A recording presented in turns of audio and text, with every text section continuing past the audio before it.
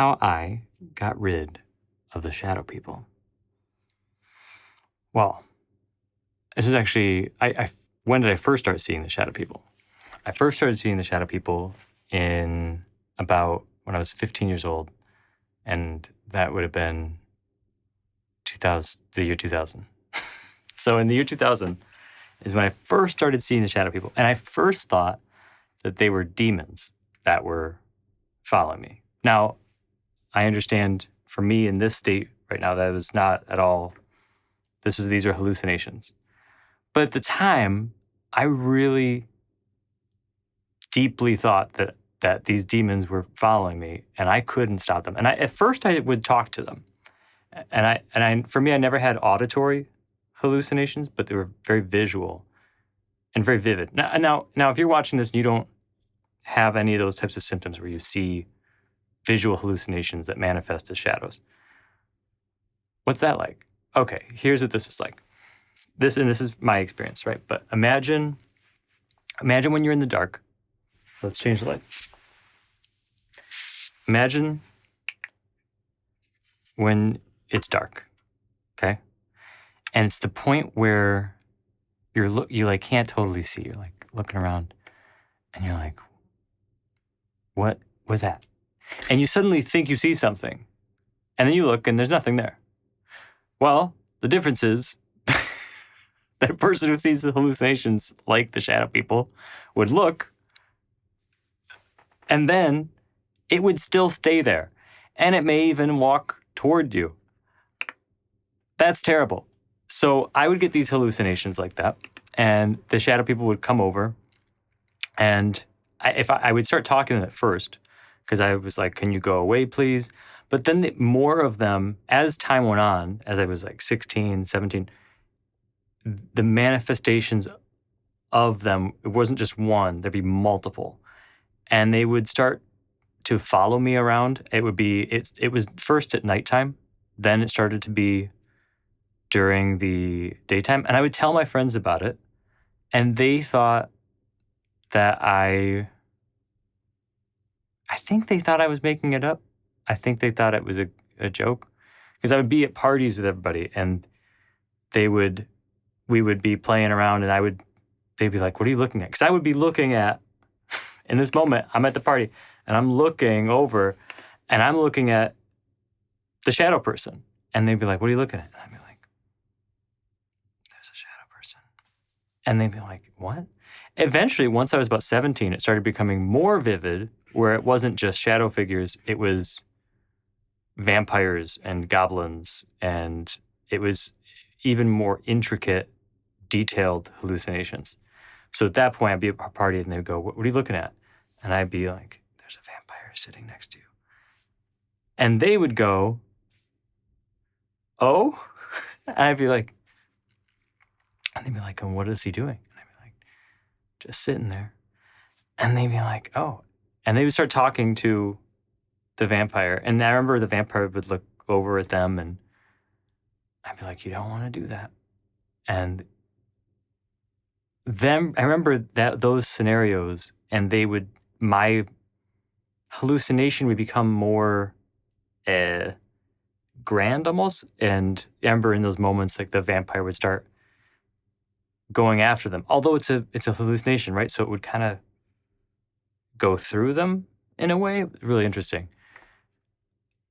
Anyway, I remember being at parties in high school, and everybody's screaming, and I'm screaming because I'm actually the one who's hallucinating it. But then everybody else I think they thought it was a game. And we're all running back and forth, screaming like, ah! And they're like, where is it now? And I'm like, it's in the corner. And it wasn't a game to me. To me, I'm seeing this, and I'm genuinely afraid. I don't know if everybody else was actually, I was too scared of the visions that I was seeing to even wonder, is it how they feel? I don't know. I was just trying to make sure that they were okay, because in my mind, this was real. So, I moved to Chicago, and I'd still see these shadow people all the time. And at that point, I started realizing I just needed to ignore them. It was a part of life. So if I was having a conversation with somebody, I knew that if I said, or I knew that if they noticed I was looking at something else, they would get weirded out. And so I would, even if I saw a shadow person looking at me or doing something in the corner, I would make sure to just look straight ahead and ignore it. And if I did not ignore it, more of them began to creep up. So, at the time, I remember thinking to myself, and I would tell some people about it too, but I remember thinking to myself that, oh, this is a different world. And if I can see them, but nobody else can, clearly. And when the shadow people notice that I can see them, at that point, that's when they go, oh, here's a human who can see me. And then they're really interested in that, so they wanted to follow me around. That was my justification for this. So in 2010, I changed my diet. Not a lot. I still didn't eat well, but I just started having juice drinks, and I had probably 5 juice drinks a week, a green juice drink, like a standard green juice drink recipe, which is like an apple and celery, spinach. Sometimes it would be beets. What else was in that? There was cucumber. Sometimes I'd put like Swiss chard. There were a bunch of veggies in it. So it was, but if you look up like green juice drink, I'm sure it's basically that type of thing. But it was a non-sugary one. Well, but apples are sugary. But point is that I didn't realize that the shadow people were gone at that point. I think it was probably a year after that, and from whenever in 2010 to whenever in 2011 that I thought to myself, wait, where did they go? And it was just something that they were always around, and suddenly they weren't. And that was great. And also I thought, what happened? Because I didn't start making those juice drinks thinking that's going to make the shadow people go away. That's not what I thought. I just had accepted that they were a part of my life.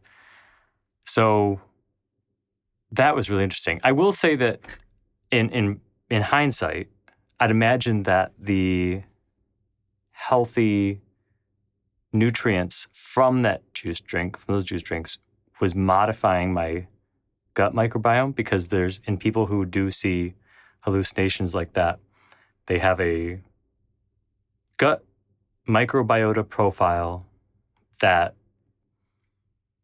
is high in specific types of pathogenic, so bad microbiota, bad microbes. And those can affect the mind and the body. So I would imagine that that's what happened. Now, and again, also in hindsight, I would say I don't do juice drinks anymore, because I'm removing the fiber sources, and the fiber sources are such a major part of increasing healthy gut bacteria. So although it was full of nutrients, packed full of nutrients, I was removing the healthy fibers, which is a problem. So pros and cons there, right? But that was how I inadvertently got rid of the shadow people for myself, was that. Because the only change I had done was that I was still going to the gym a few days a week, not anything hard. And I was still, bicycling around an average amount. And I wasn't changing anything else. The only thing was that. So, yeah, that was kind of shocking. And I don't want them back, but I did get to a point where I wasn't bothered by it. It was just kind of, I was so used to it. At that point, I'd had it for a decade. So I guess at that point, it was a distraction sometimes. If I would be playing a show and I would see a shadow person in the audience, or I'd be music directing for a show and I'd be playing piano and I would see one at the corner of the stage. I never told people about this because, well, I told certain people, about it. But I didn't tell, when I say I never told people about this, I'll say I never told the majority of people about it because I already understood that they would get really freaked out. And I understood that could cause me my job. Or people might distance themselves from me because they would be nervous about me. And I didn't want that. So I just dealt with it. So that's how I did it. And I'll also say, check out at mattgriffo.com/health. There's a bunch of, I wish I had this information at the time. There's a bunch of recipes on there that you can check out, and you can add whatever parts you want, and you can read what those ingredients do, and you'll see. Basically, think of it as, how do I decrease pathogens and how do I increase healthy bacteria? At a core level, I would think of it that way. I would think, what am I intaking that is increasing pathogens? And that might be highly processed food, vegetable oil, a lot of sugars. What am I intaking that is increasing healthy bacteria? Because there's a war happening inside us at all times between the pathogens and the healthy bacteria. And we really want to arm the healthy bacteria so they can win the war, because it's always going on. So, and for some people, they're great. They started off with a really healthy gut microbiome. They ate really healthy as kids. They ate really healthy as a teen, and they're nailing it. Well, I didn't do that. So I don't have that foundation. So it's a bit harder with me, not with that foundation, but do what I can. I mean, that's the biggest thing I think would be, every time I'm going to eat something, I would think, how am I increasing pathogens, which is going to cause, an increase of any type of disease onset, including the mind. And am I eating to increase the healthy bacteria? So I think of it that way.